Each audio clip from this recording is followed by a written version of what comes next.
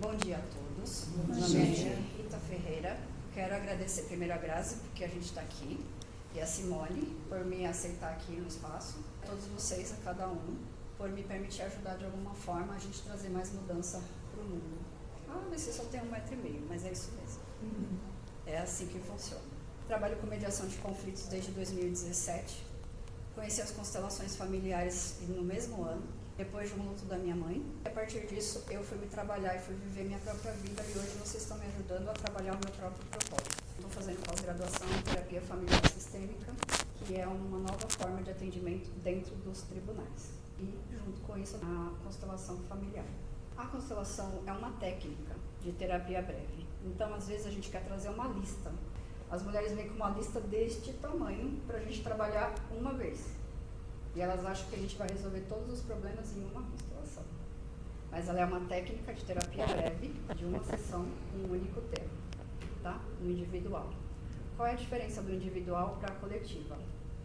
Você tem uma questão com a esposa, você tem uma questão com o pai, com a mãe. Eu quero constelar minha relação com eles. A gente olha para um tema individual. Aí eu coloco pessoas para representar o que a gente chama de elementos, que são as âncoras.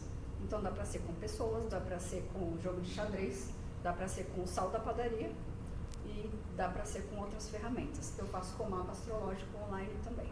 A constelação coletiva foi uma forma que eu encontrei de trazer mais esses trabalhos para a Zona Leste, porque eu moro aqui, eu nasci aqui. E um valor simbólico, que é o valor que a gente já usa para quem vai representar. E aí todo mundo ganha de forma coletiva. Então, em vez de eu colocar uma pessoa para representar o pai ou a mãe de uma pessoa, a gente vai trabalhar relacionamento, abuso, luto, dinheiro, para todo mundo que está aqui. A constelação, ela se forma, é um campo mórfico, morfogenético, que a gente vai formando conforme vocês vão falando assim no grupo, eu vou participar. E aí, quando vocês falam isso lá, é porque o seu próprio campo familiar precisa de ajuda. Tem algo para ser visto, tem algo para emergir. Então, quem está aqui hoje e não está em casa assistindo futebol, já está fazendo diferença. É simples assim, gente, porque a gente é diferente do resto. E esse preço não é nem um pouco barato, nem um pouco mesmo. Então, é isso. Alguém tem alguma pergunta? Assim, quem não conhece nada de constelação? Há muita gente. Seria legal você explicar um pouquinho. A constelação nasceu de um alemão chamado Bert Hellinger. Ele foi missionário na África por mais de 20 anos, ele serviu na guerra. E depois disso ele foi ser missionário e começou a observar as tribos Zulus na África. E ele percebia que existia uma dinâmica dentro dessas tribos, que era, todas as vezes que tinha um conflito, existiam 3 leis básicas que estavam em desordem. E por isso era o motivo dos conflitos, só 3. Pertencimento, hierarquia e dar e receber. Essas únicas 3 ordens dentro de um sistema, de qualquer sistema, seja um grupo, uma família, uma empresa, somente essas 3 ordens em desequilíbrio já causavam conflito. O conflito sempre estava atrelado a uma dessas 3 ordens. Então, quando ele começou a observar como as pessoas se comportavam, ele sistematizou a constelação. Pegou várias técnicas terapêuticas dentro de uma coisa que chama pensamento sistêmico, que muita gente não conhece, não sabe que existe, por isso fala tanta besteira no Instagram. Então, é simples, tem vários livros, eu indico uma lista para quem quiser estudar, para parar de falar besteira. Porque tem muita polêmica e vocês sabem que a pessoa não estudou nada para falar aquilo lá.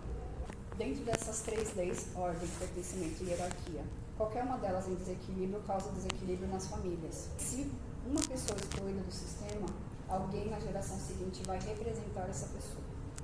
Então, assim, o sistema não pode excluir. Ah, mas ele matou, mas ele fez isso, fez aquilo. Tá, a justiça vai fazer o papel dela. Ele vai ser preso, ele vai ser punido, ele vai ter que compensar. A justiça, não a família.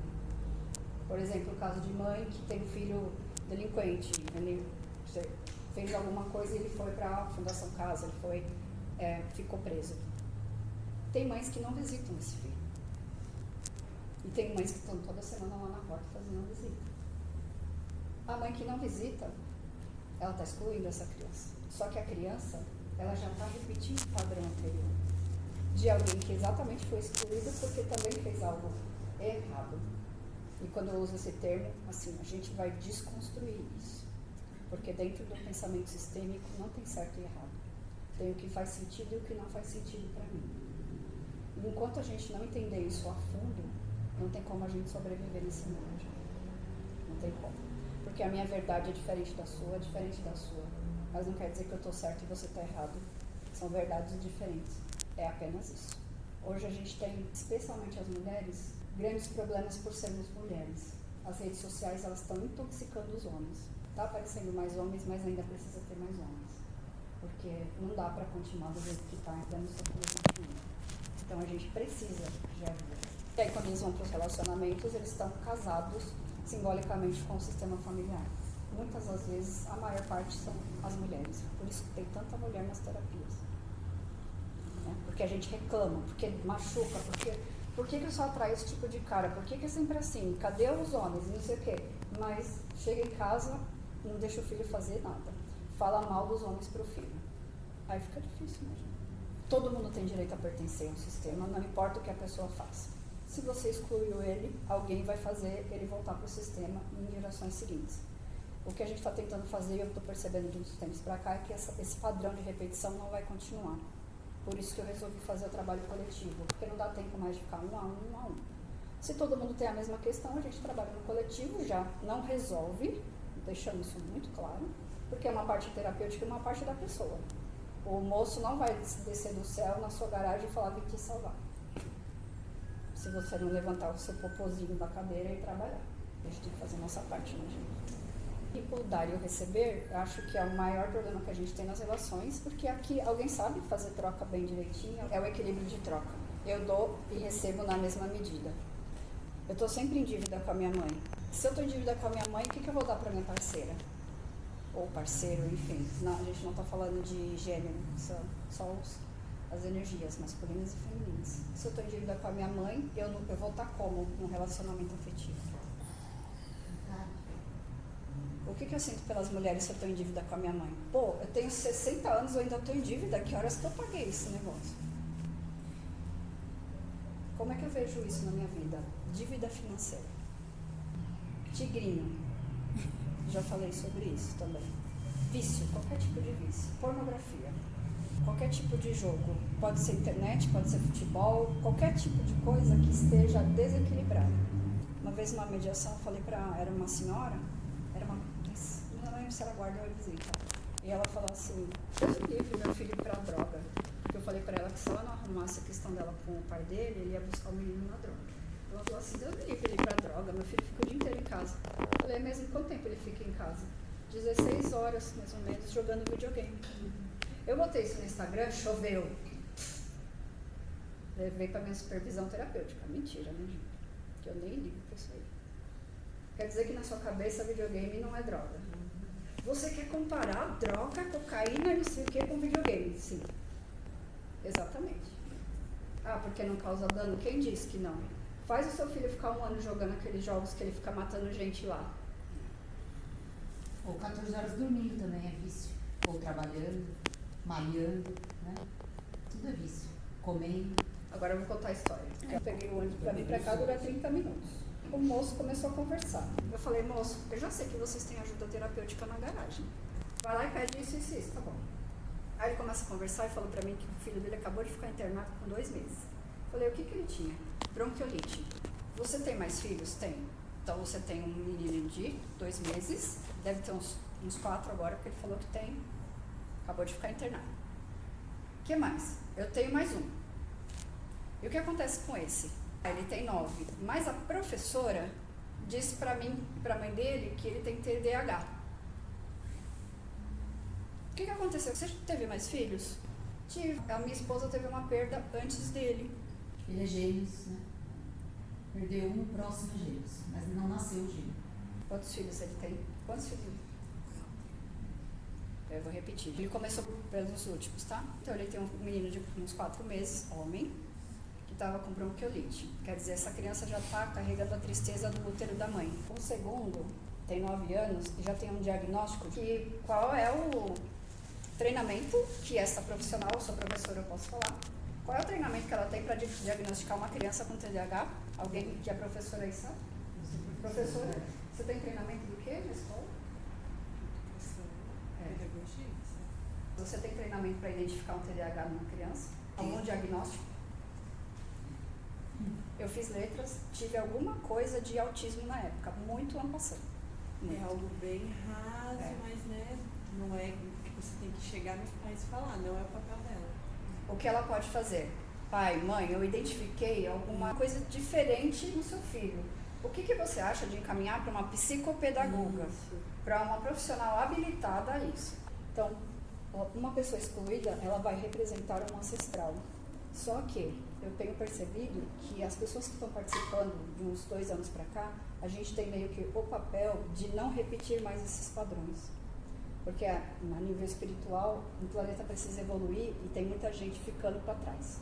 Então, assim, quem ficar na birra de não querer crescer, vai ficar. E cada uma de nós vai ter que fazer esse papel, porque vocês estão aqui e vocês são agentes de mudança. Nós somos. É o papel da mulher fazer isso porque é a mulher que gesta. É a mulher que gera e é a mulher que gesta. O homem é isso, o fulano é aquilo. Você tem filho homem? O que você está fazendo? Como é que você está criando? Então não adianta a gente culpar o planeta, o presidente, o mundo, se você não está fazendo só a única parte, que é criar o seu filho. É muito simples, só que não. Porque culpar o outro é muito mais fácil. Essa é a diferença de quem está aqui e quem não está aqui. E não estou falando só desse trabalho, tá? Estou falando de pessoas que buscam ajuda, que querem mudança e tudo mais. Pertencimento. A pessoa não pode ser excluída. Quando ela é excluída, alguém vai honrar, vai repetir essa história 2, 3 gerações para frente, para poder incluir de forma simbólica essa pessoa que causou dano, que fez algo errado. Porque não houve reparação. Foi uma injustiça. Alguém vai vir e vai ocupar esse lugar, vai fazer exatamente o que a outra pessoa fez. Numa outra dinâmica, numa outra situação, mas a mesma coisa. Ordem. O que a gente estava comentando no café, para quem não pegou. É muito comum. A mãe precisa trabalhar, às vezes não tem a figura masculina em casa por uma série de fatores. Infelizmente, a maior parte é porque os homens não assumem os filhos. Mas tem casos também de 1000 vezes. Tem casos que a pessoa vai para a guerra e não volta, então tem N fatores. O que importa, quando existe uma exclusão do masculino, a mulher acaba ocupando esse lugar. E como é que ela faz isso? Ela se sobrecarrega e não ocupa nem o lugar de mãe e nem o lugar de pai. Ela não é pai, mas ela também não consegue ser mãe porque ela teve que trabalhar. Então a gente está falando de funções, e não se ela é mãe, se não é pai, quem pode, quem não pode. Né? A função é exercida. O que acontece geralmente, a mais velha cuida da casa e dos irmãos. Quando tem um homem, por exemplo, a mãe ficou viúva, tem um casal. A mulher vai assumir o papel da casa de cuidar, a filha mais velha, e o mais velho vai assumir o papel do marido. O que acontece, gente? Tem alguém aqui que está casado há bastante tempo, tem alguém que tem homem disponível aí no mercado, que é um dos maiores problemas que a gente tem hoje. É o famoso filho casado com a mãe. Vocês veem isso de forma desrespeitosa na internet. Por quê? Às vezes o cara fica pé da vida quando a gente fala isso e ninguém explica para ele por que ele está casado com a mãe. A gente tem uma série de processos judiciais de violência doméstica porque o cara tem raiva da mãe e ele nem sabe que tem raiva da mãe. Quem é o culpado da relação? A mãe, que castra ele sem saber que castrou, porque simplesmente ele não tem o pai presente e ela bota ele nesse lugar. Ele assume, não sabe que assume, ela também não sabe que fez isso, e quem paga a conta é a sociedade. Quem está ganhando? Quem está perdendo? Tem culpados nessa relação? Tudo isso que eu estou falando. Tem o peso também do filho, da mãe solo, que ele se sente assim, sua mãe fez tudo por você e tal, e tem essa ingratidão ou gratidão que ele tem É uma que pagar dívida. É uma dívida com a mãe. A constelação fala disso? Sim, na gestação. Na gestação todas nós temos marcas, todo mundo tem. O peso é uma dívida que a gente tem com os pais. E às vezes pode ser da gestação e pode ser da forma como ela foi criada, por exemplo, isso. E as mães são ótimas nisso, né, gente? Quem é mãe aqui sabe. Eu fiz tudo por você. Eu larguei minha vida para cuidar de você. Você é tudo pra mim. A criança com 60 vai se sentir em dívida com a mãe. Aí isso em casa quer que ele faça 500 coisas ontem, que ele só vai fazer daqui 6 meses, porque ele vê, quando você pediu alguma coisa, ele está escutando a mãe, mandando nele. É por isso que eles não fazem, porque eles se sentem mandados. E a gente fica pé porque eles não vão fazer. E qual é o nosso papel? É entender, talvez aconselhar, ir para uma terapia, ir para algum lugar, mas fazer eles entenderem o que eu estou falando aqui para vocês. Não é sua culpa, mas você precisa de ajuda, porque senão o fim disso é no sistema judiciário fazendo terapia compulsória. Todo mundo hoje tem um diagnóstico. A sociedade está doente ou a internet que é doente? Eu não entendi o gêmeo. Só respirem, porque isso é novo e vai causar bastante. Eu vou repetir para ficar muito claro. A primeira perda, o segundo filho Gêmeo. e o menino que estava internado, de 4 meses. Caramba. Quantos filhos ele falava que tinha? 2, Está excluindo dois. Quantos filhos ele tem? 4. Aí acontece isso nas nossas gerações atrás. E a gente está Mas mesmo- fazendo isso. mas- Não aconteceu lá atrás. Acontece aqui. Mas mesmo que faleceu, que perdeu, você tem que contar, falar contando. Isso é uma das exclusões, Uma por que não? vida. Ah, Ele pertence. Onde está o problema? Quem daqui sabia isso? Sabia. Porque tem uma hierarquia, Porque né? tem Que tem que 5 ser anos nesse trabalho seguida.